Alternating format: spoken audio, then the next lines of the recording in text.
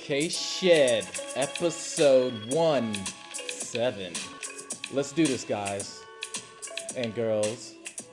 Let's get rolling, okay? All right. So here we are hanging out, and we just felt, you know what? It's time for a K-Shed Uncuffed episode. You know why? It's just one of those things where you can connect with people and just kind of like let your inner emotions out. And then it's reciprocated in all different forms. You either get emails or phone calls, you get text messages from your listeners saying, dude, keep it going, keep it going. And now that feels good. You know, people often ask me, where do you get your subject matter or your topics from? And a lot of time for me, it just kind of comes to me. You know, my background, played a little NFL football, was a cop for a bit, and then now I'm into movie making and coaching. So a lot of the topics are going to be kind of derived from there.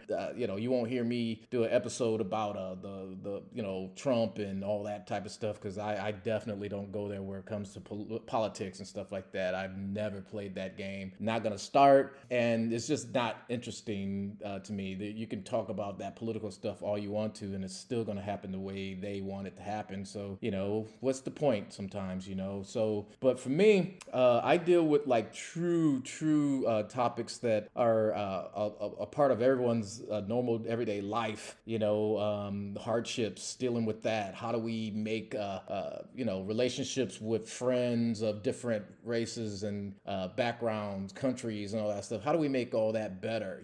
Because I believe everybody out there should have an equal opportunity to pave their own way to greatness and experiencing a life that they feel is what they want and what they deserve. So, and they shouldn't have to deal with any type of unnecessary obstacles and stuff like that. So, I'm on the fence on this particular situation, because right now the hot topic out here in the Bay Area is the crisis that's going on with the Antioch Police Department out there. It touches deep for me because me and my family, we used to live out in Antioch, so we were there for a while. Had a pretty good years out there. Nice house and kind of a nice neighborhood and all that stuff. Not very many different police interactions and stuff, but you could see them floating around and all that stuff. But me obviously being a retired police officer, it's sad kind of to see the situation that's very public now.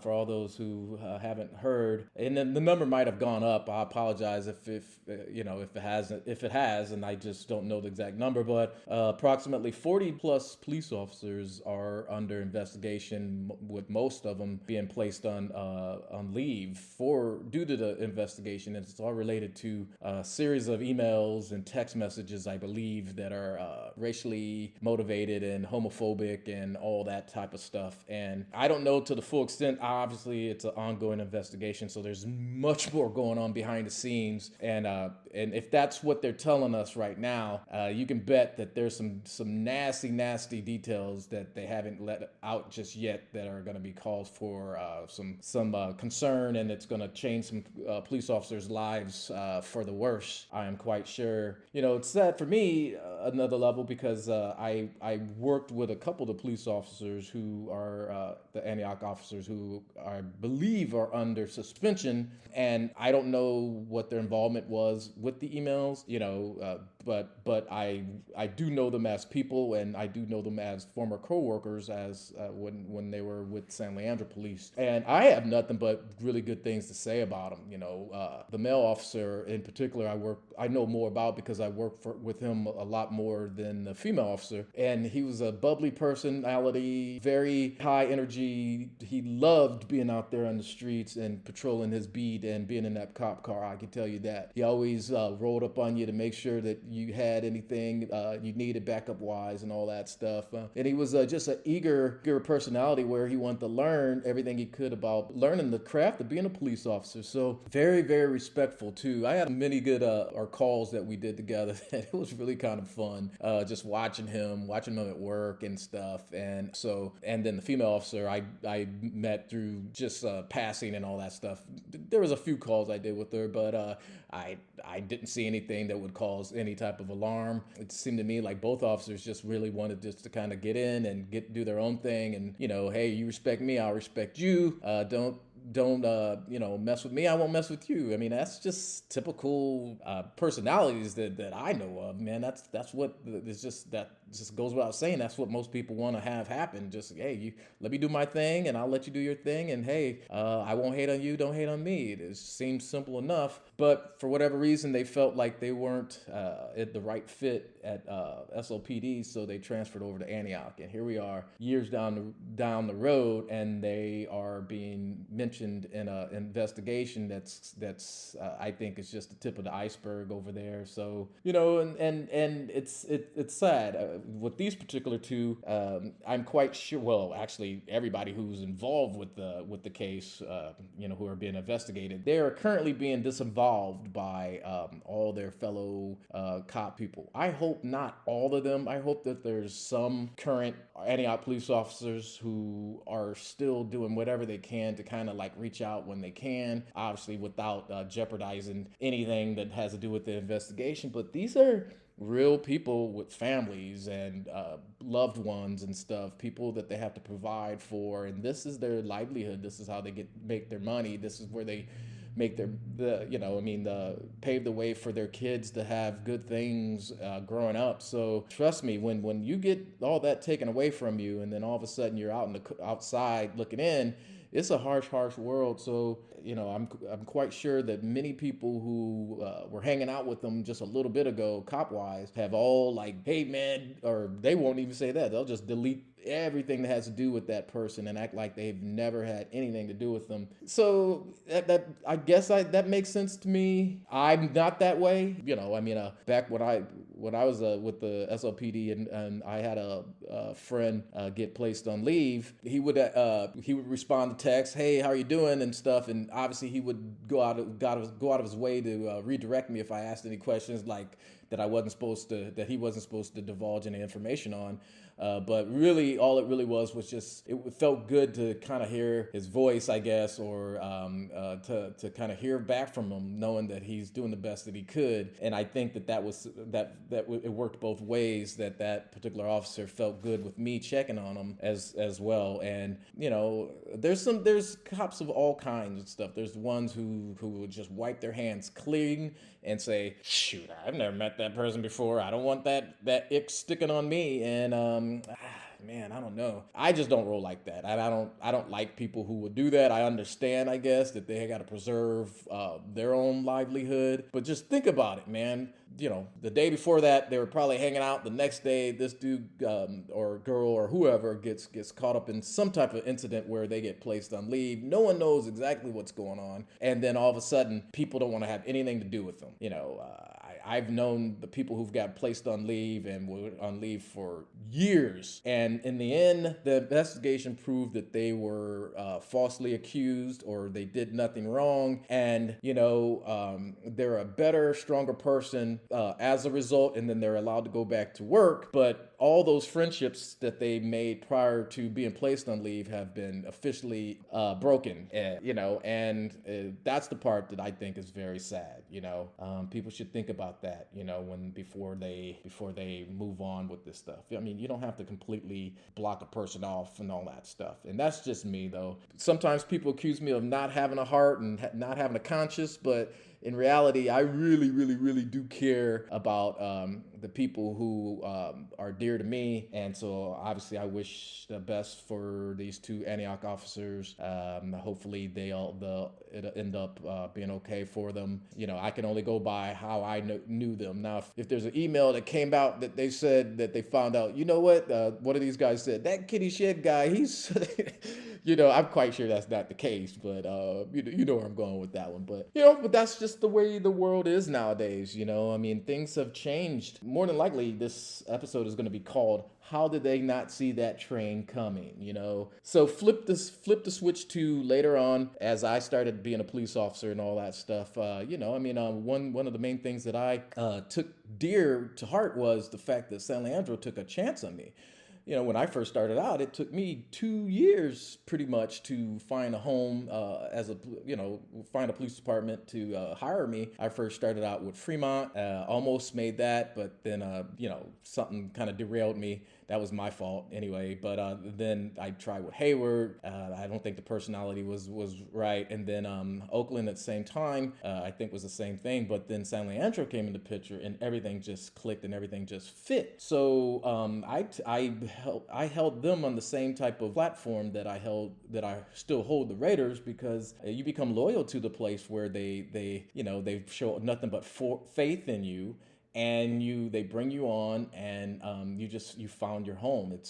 It's tough when you're in the process, but then everything just seems to just write itself out when you finally find your home. So when San Leandro, I started getting years on, I started kind of get a little bit of credibility, and people were kind of knowing my style and knowing my personality, and I was doing some good things out there, getting some good arrests, and being very, very proactive. I was getting my stolen vehicle pin, which is a highly prestigious honor.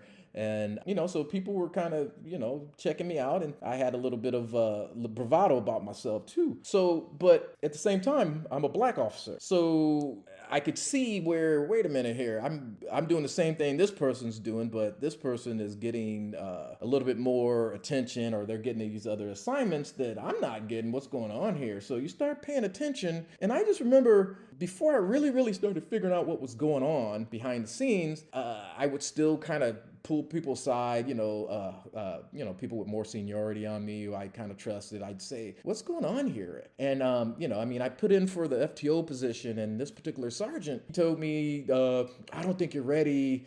Even though I've always heard you put 5-6 years in, that's when you start putting in for the field training officer position. And that's when I started doing it. And he's like, I need you to do more, get more exposure. Your name's not, high up there when it comes to like officers who are always into something, and with high stats and whatever you would call it and all that stuff. They're in the shift reports all the time and everything, and they're making these great arrests. That's what I need to see more of for you. If you're going to be a field training officer, you need to be able to be in that position. I'm just like, well, I have been doing all that stuff. I mean, did you not hear about the 2 burglary suspects I chased down last night? And I'm just like, what are you paying attention to? Because I'm doing all that stuff. But they would just say, well, no, I'll keep you in mind the next time we bring in some FTOs, and then they'll just walk away. I'm like, okay. So I started asking some of the older officers, and then I'll say this particular supervisor told me that I need to do more, talking at some of the lineups and stuff like that. What do you think about that? I mean, what's some of the hot topics? And this particular officer, she was very trying to hold back her smirk, and then she couldn't. And she's just like, oh my God, you are so naive. And it's like, what do you mean? She's like, you just don't get it, huh? I was like, no, what are you talking about? She's like, the same people who are, this is what she says, the same people who are giving you that advice of what you should do are the same people who are blacklisting you behind closed doors. And I'm just like, what? I still didn't get it. And then so that just kind of left me just my head in the clouds for a bit. And then I just started, what am I missing here? I think she was trying to tell me something, but I just don't know exactly what it was. So I kind of looked more into it and stuff. I tried to kind of slow things down a little bit. And I knew this particular person was a genuine soul, and they had a liking towards me, but at the same time, they had the ability to kind of fit in kind of all different categories at the police department. They weren't they weren't black, so they did not have to deal with that factor, but there were other factors that they had to deal with. But at the same time, I think she was considered what they would call at that time a good old boy. So this particular good old boy, who happened to be a girl, was trying to give me a hint as far as there's some unfairness going on. I can't quite get too much into detail with it, but you're gonna have to start figuring this stuff out on your own. So anyway, I started reassessing things and stuff, and then I started doing my own test to kind of figure out what am I missing. So that same supervisor who would always pass me over for the field training stuff started watching that particular person a little bit more closely. One time I did a call, and it was a vandalism call. A girl had her front window smashed open, and I get to the call, and she lets me know that it was her ex-boyfriend or ex-husband and all that stuff. I'm saying, oh, okay, did you see him? No, I didn't see him, but I just know it was him. How do you know it was him? Because he said he was going to come by, and he's been threatening me, and, he's just being a jerk lately and stuff, and there was so much backstory that was all played in a factor. I think she had a restraining order, all that stuff in place. Obviously, that restricts him from breaking her window, but at the same time, that type of situation, if there's no witnesses, you basically take a statement, and then you submit it to the district attorney's office, and they make the determination if they're going to issue a warrant or if they're going to need more information, or they'll do follow-up. They'll send notes back to the officer saying, we need more follow-up. With more follow-up, you just know that strengthens your case, and then they'll end up more than likely issuing a warrant for that person's arrest. So in this particular case, there was none of that. So what I did is just I take my report and I do follow-up with him to kind of get a statement to see, hey, where were you this night and stuff, and try to do a full investigation and then go from there. So obviously he denied it, and it was just one of those things where I did what I could, and then I submitted it, and then just we go from there. So I find out later on that particular sergeant wasn't happy by me not making an actual arrest on this guy when I went and made contact with him. And it was one of those things where, like, well, did she want to place charges against him? She's like, yeah. And did she see him do it? She's like, no. And so I put that in my report, and that we had to kind of like see if there was if he'd admit to it, or if there was other witnesses would come up with statements that would support being him. And I just didn't have that at that time. But then apparently the next day, that sergeant was so unhappy about that because she called and she complained or something like that, felt that the officer, would be me, didn't arrest this guy. And I'm just like saying, I can't arrest him because you did not see him do it.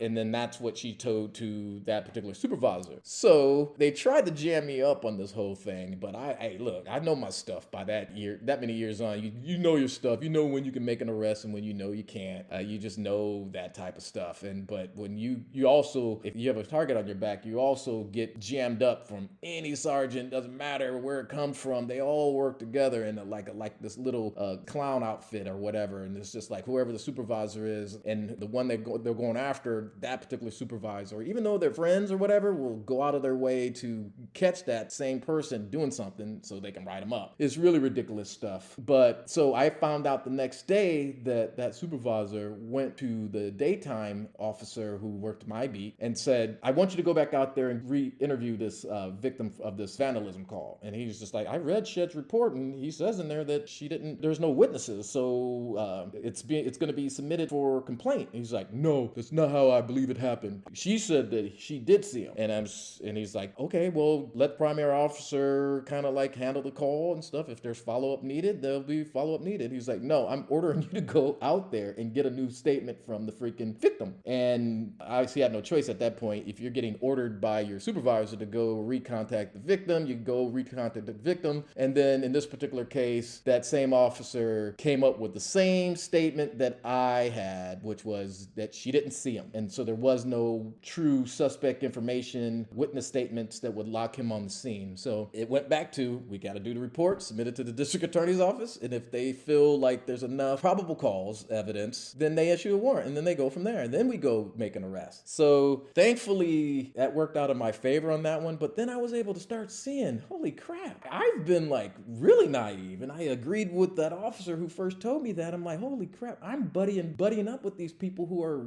out there to try to cut my throat. And then that was the worst thing that could have happened, because one thing about me is that as soon as it's confirmed that I got somebody who's going after me for whatever reason, then it's on, and then I start playing my own game. So it was like one of those things, like say back in World War II, how the English fighter planes would always know when the Germans were coming because they had radar, and the Germans didn't have a chance because they already knew the British people already knew when they were coming, how many were coming, and which way they were going to be coming from. So that's what I was doing. I was able to know what this supervisor, what he was really, really up to. And so I was able to slide out of the way, and then kind of to avert getting written up for frivolous stuff, which is part of the system that comes with that type of thing. So it goes back to my whole thing, was like, how did they not see this type of stuff coming? Well, it's because, if you don't have any type of like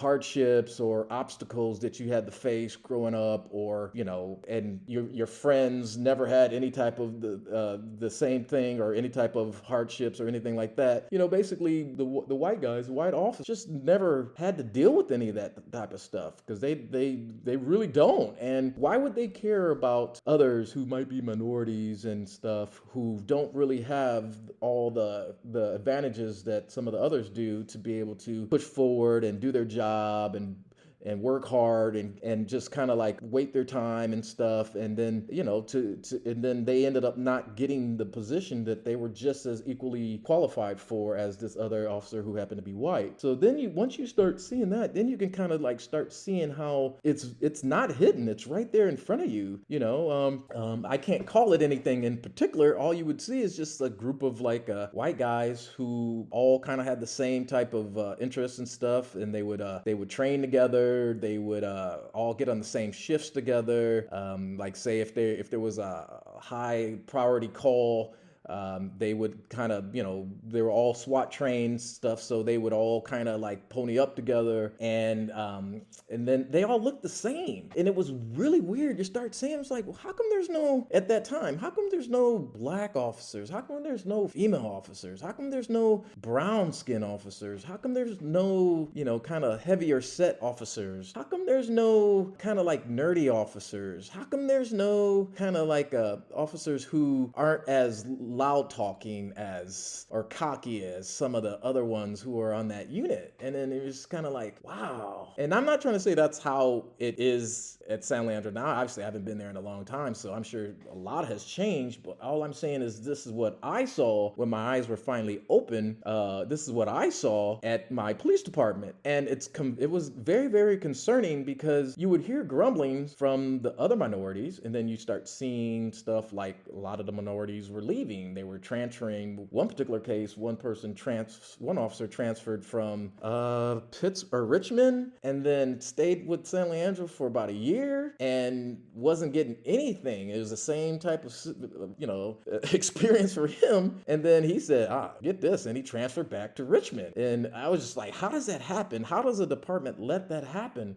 But it's all easily explainable. You look around and you have a main cog of officers who are kind of running the show, and they're executive officers, they're supervisors, watch commanders, chiefs, and stuff like that. They're the ones controlling everything. And if you have no type of interest at all in anybody else's like hardships, and you're having fun with your group, why would you take a moment to sit down with the others and make sure people are being treated fairly? Well, the question is very simple. Why would you?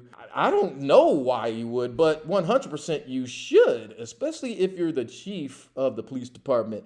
It's like you're the general of the army. You need to make sure that everybody in your unit has what they need. They're properly equipped. They're properly provided for. Their mental capacities are sharp and well trained. They're ready. They got food in their stomach. They're everything. They're comfortable. They got the best boots. They got the best equipment, best tanks, all that stuff. You're the general. If you see any type of there's a squad over here where they're just, they're off to themselves and stuff, or they're sitting in the rain while others got these tents and stuff with the canopies on it, and they're playing cards, and you got this other squad over here who are, trying to huddle up on each other to keep warm because it's cold out and they're getting rained on. Wouldn't you look into that situation and you go over there and you sit down with them and say, hey, guys, girls, what's going on? Well, sir, we're not feeling like we're being included in the group. And then if you're the general of that freaking army, wouldn't you fix that stuff ASAP? Because you need as many as your soldiers to be in fine prime condition on all levels. And any type of weaknesses is going to compromise your overall abilities to accomplish your goals, which is to go out there and press for peace. And what I'm talking about is like in war type scenarios, you're going out there to squash the enemy. And so as a police department, if you're going up against felons and bad people and harassers and people who are against peace, it's your job to fix that. So, and it doesn't matter about anything else as far as like your personal preference of who you want to be around. You're the leader of that department. So it's your job to make sure everybody has what they need. So, and I'm going by firsthand experience. So there was a time when I saw a supervisor go from being a supervisor to being a lieutenant, and then going to being a captain, and then just rising up the ranks like a champ. And it was one of the most beautiful things, in my utmost opinion, to watch, because that person had such a just a well-rounded demeanor about himself, that he carried himself very, very well. He had pride in his department, had this awesome ability to crack jokes and be funny and all that stuff. I saw him as a regular patrol officer as well. He took on his assignments with great zeal, and he was a perfectionist in all the sense of the word, but he never made it uncomfortable to be around him when he was on calls and stuff like that. He made it just as enjoyable as any other call or any other officer. So he was fun to be around and fun to watch him rise up the ranks and stuff like that. So he was actually one of the first ones who helped me get some of my first assignments as I was making my way up, years on at the police department as well. So I had a lot of respect for this person. So when they became the chief of our police department, it would be my number one goal, my personal number one goal, to make sure that he was protected, because he didn't play any of these backhanded games to get his position. He earned it every step of the way, very much so, and stuff. So when he finally became head man, man, this is going to be great. This is exactly what our department needs. So, I didn't think of myself as anything other than one of his officers. So, whatever he needed, I was going to provide for him. So, but what ended up happening is that the people around him, some of those commanders and all that stuff, who kind of look like him and maybe might think differently, they don't really have much or empathy for anybody who's a minority or anything like that. They don't care about that stuff. All they're going to be worrying about is their own group of good old boys. And then so they're going to tell this chief, all these things are fine. We have no problems around here. Everybody's happy. The morale is nice. Just look at Jimbo over there, man. Jimbo's doing great. How about Dominic? Dominic's doing great. How about Randy? Randy's doing great. Man, everybody's just doing great. All right, so everything's great? Yeah, everything's great. All right, I love it. It's going great. But he forgot to talk about, like, hey, what about Samantha over there? Or what about one of the black officers and stuff like that over here? They don't ever mention that. So this particular chief had no clue that the morale wasn't good. The morale was really bad. People are leaving, they're transferring, they're drawn back into a shell, and other people are seeing it. So once I started seeing that, what I tried to do, and it goes back to me loving my police department, what I tried to do was, I can't go up to any of the white guys and say, hey, you guys got to start including us. You can't do that. That doesn't work. That's just no way in the world. That has a 0% success rate. But what you can do, like it goes back to, me, I was starting to get a little bit of pull and all that stuff. What I tried to do was set up these, what I called was support group. And these support groups consisted of between 6 to 10 officers, and it was always going to be an equal amount of guys, equal amount of girls, mix in the black officers with as many white officers, put other races in there as well, and then we meet just outside of the department. We sit down and we just get to know each other and just talk and bond and all that stuff. And there's no stress, there's no real hidden agenda. All it really is just open forums with these groups. And you always had to have one who would be considered a good old boy. You always had to have one of those guys in there, because how I looked at it is like, if they can just hear the other side of the story, maybe they can go to our chief and let them know, hey, look, coach, chief, I didn't know that, but there's actually some another group or factions of our department that aren't happy. And for us to strive and for us to continue to excel towards our goal of providing a well-rounded and safe and prosperous city, the comfort level for our city, we might have to start looking into how do we include them? What do we do? How do we address these needs? I would always push for these groups to happen and sure enough, after the first meeting, you would get the nasty feedback from these white officers who they were just like, you know what, I wasn't really all that interested into that meeting. I didn't really know what your goal was, Kenny. I didn't feel it. To me, it just seemed like it was like I was being attacked. I mean, the first thing out of whoever's mouth said something about me being a racist, and I'm not a racist and stuff like that. I'm like, I don't think that they were saying you're a racist. They were just saying that, and they were providing their own personal experiences. Just if you listen to what they were trying to say, they were trying to open everybody's eyes. Each person was going to get a chance to talk. We just didn't get a chance to get to you. And if you had any type of stories that you wanted to share, please, so other people can listen and learn from and all that stuff. That's all it was. It was education for a group of police officers who might not be exposed to all the different things that are going on at the police department, because they're all kind of caught up in their own worlds. They have their own families, and then they would come with that. They would say, so all I really have time for is my family. I don't have time for these extra, groups that like this and stuff. And then they'd bow out, and then the next person would bow out, and then the whole thing would fizzle. All right, so that didn't work. All right, so I think about it, like a chemist. That formula didn't work. What do I need to do? Okay, all right, add a white supervisor. And then that white supervisor will kind of help kind of dictate the tone of this group, and kind of, but this has got to be a white supervisor who's well-rounded themselves and very humble and stuff. Kind of one foot good old boy, the other foot kind of like, hey, I'm all about everybody, and that's what we needed. So I tried again. We'd work together. We'd set up a meeting, and it was just kind of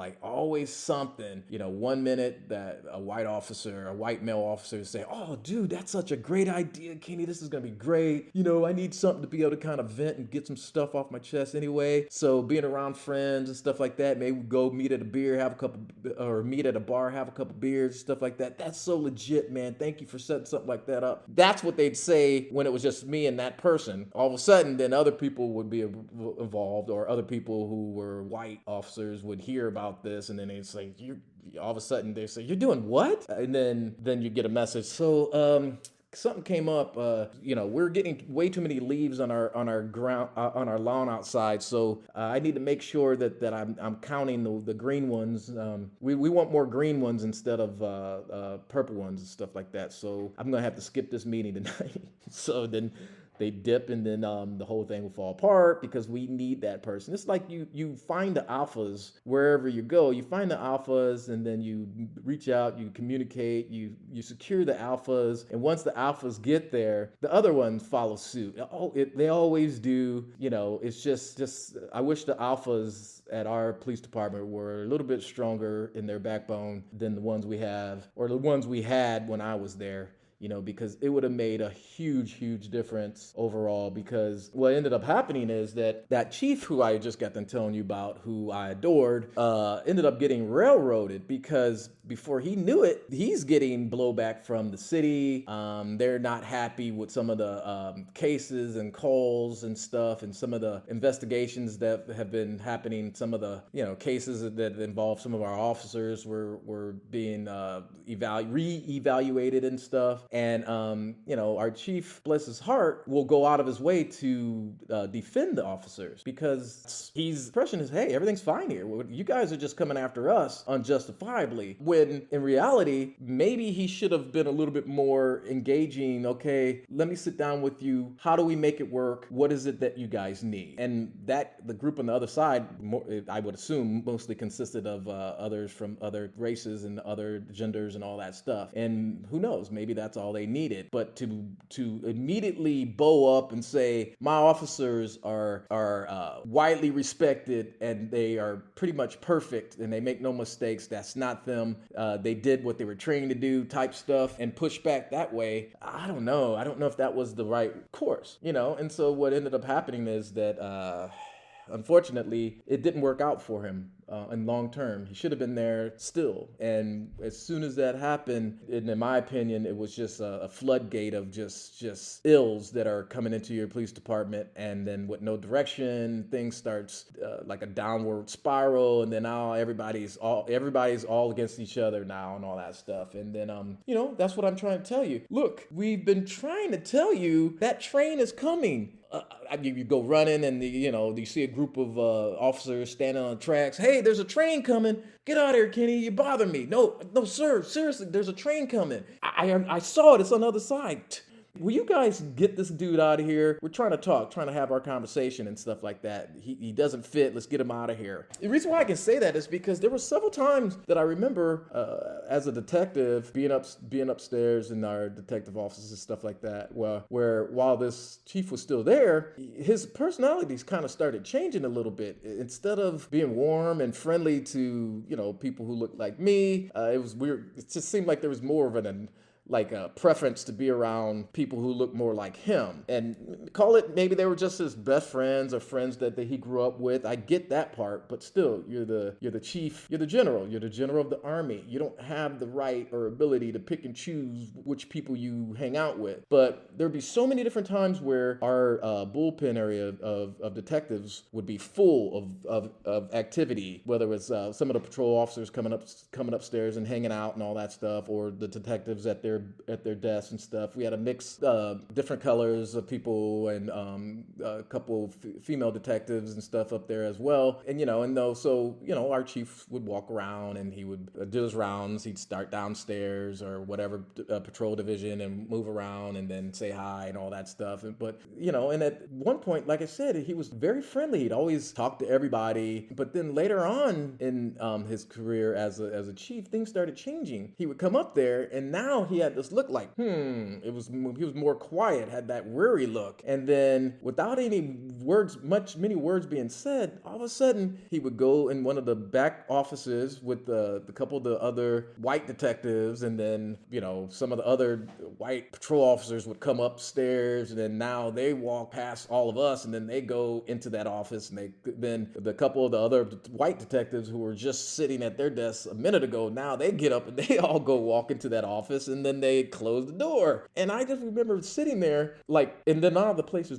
deadly quiet. There's not, can't hear anything coming from inside that room where all those guys are. And then you look around wait a minute, now it's just me, it's the other black detective, and then there's this female Hispanic detective, and we're the only ones left inside that bullpen now. Everybody else is inside that office in that closed door, and who knows what they're talking about. After a while, you can hear like joking around and laughing and stuff and everything. And it was just a heartbreaking feeling to see that and to experience that, because why weren't we good enough to be inside that office? Were we not funny enough? Were we not cool enough? I have no clue. Shit, I played in the NFL, man.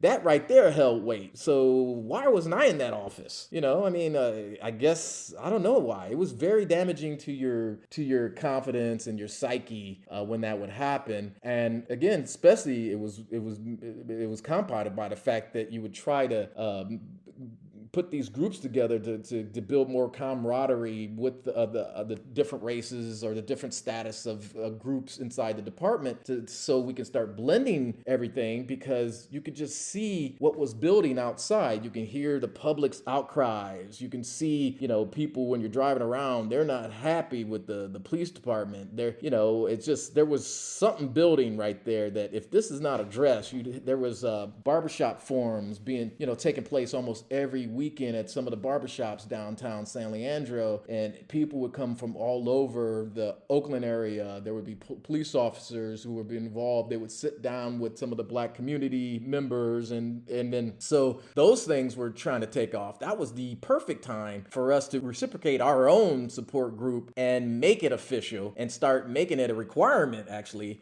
that our police department has their own critical thinking group like that, where we would go out and we would have our own open forums and stuff, and it was a mixture of all races with all different backgrounds and experience levels and stuff like that. And the main objective was to go out there and kind of quell some of the apprehension that was building between the community and the police departments and stuff like that. So, but none of that happened, and that was one of the most helpless feelings and most frustrating feelings, is that you could say to your blue in the face that, you know, hey, are you sure that that you're not seeing the type of like favoritism that's going on around here? And then you're trying to talk to people who might have some influence, and they would all just, oh, it has nothing to do with that. It's these guys are really out there. They're making good cases. They're making gun arrests. They're making this and that, and that's why they're getting all the different accolades and stuff, and that's why they're being pushed to be the next supervisor and stuff. Like, well, but what about her?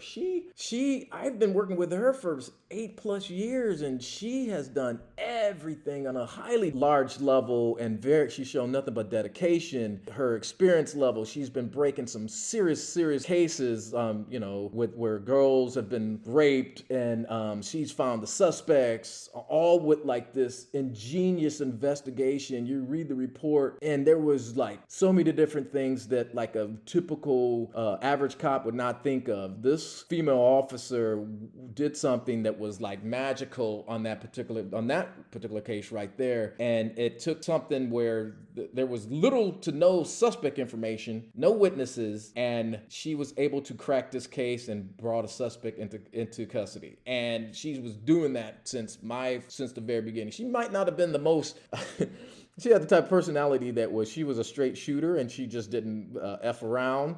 She didn't play games and all that stuff and everything. And I think that rubbed a lot of people the wrong way or something. But I thought, again, I connected with her. I understood what she was trying to do, which was, again, you don't mess with me, I won't mess with you. Let me go off and do my job. I'm highly experienced. I'm very well trained. I've been doing this for a while. I have all the personality traits that makes me a very, very qualified police officer. And I have desires to be one of your next supervisors. But for whatever reason, that did not happen because the others on the other side of the walls did not agree with that type of assessment about her. So she was prevented from being a supervisor. So again, that right there is all that was needed to be able to kind of like even the waters at that department. There's not these separation barriers and all that stuff. And, you know, that's part of the thing, because San Leandro, in my opinion, had a chance to be able to evaluate all those different situations. If some people are being treated unfairly, or some people are making comments that are off-cuffed or definitely not right, even if it seems innocent and all, I mean, it doesn't have to just be police brutality that you're trying to eliminate. I mean, harassing type behavior is something that's very, very damaging to a police department. That's almost like AKA bullying. And if the majority of police officers at your police department are white, you almost are dependent on those guys, or white male officers. Actually, you're actually almost dependent on those guys to be able to see this and put an end to it and fix it.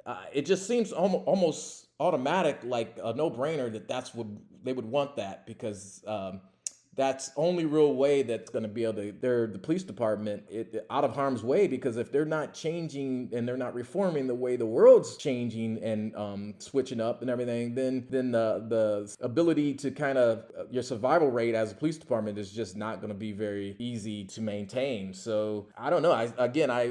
I'm not there. I haven't been there in a couple years, but I do know that the police department has gone through some change, and hopefully they'll find whatever it is that needs to be done. But I can tell you that until police officers, or certain police officers, know and realize that you can't treat people differently. So, you know, I don't know what else to say other than that I'm happy that I had the experience, but at the same time it was something that caused a lot of harm to my faith in some of the relationships that I made over the years. You know, I mean, the police officers are one of the most important and critical careers to have out there, because if people follow the leads of people who are protecting their cities, and there's a lot of responsibility that comes with that. So, you know, it's a learning process. Hopefully that this sign of what's going on in Antioch is not the indication of what's going what's going to be coming down the road with some of the other police departments, because what the people who are affected are the ones who haven't done anything, and they just go to their job and they treat everybody with the utmost respect and all that stuff. And now the people in those type of people in Antioch are being squeezed right now because of